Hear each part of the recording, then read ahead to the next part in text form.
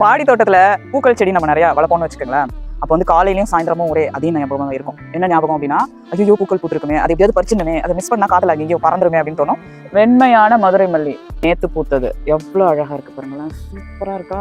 இந்த இருவாச்சி மல்லியில எவ்வளவு வீட்ஸ் பாருங்களேன். ஸோ பலரகமான மல்லிகை பூ, ஒத்தமல்லி ரொம்ப சிம்பிளா இருக்குல்ல. இது போதாதுல்ல, இங்க பாருங்களேன். இது மலாட்ட மல்லி அப்படின்னு ஒரு நர்சரியில நான் வாங்கினேன்.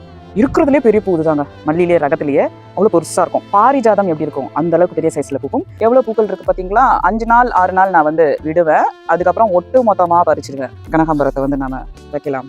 இப்படி நம்ம வந்து நிறைய தடவை அறுவடை பண்ணும்போது நம்மளுக்கு எவ்வளவு மகிழ்ச்சியா இருக்கும் பாருங்களேன். இது மட்டும் பூக்கள் கிடையாது, காலையிலே மஞ்சள் கலர் ரெட் கலர் டிசம்பர் நிறைய பூக்கும். ஒரு தாலி சர்வ் பண்ணுவோம் பாத்தீங்களா, லஞ்ச் தாலி, அந்த மாதிரி ஒரு தட்டு நிறைய வந்து பூக்கள்.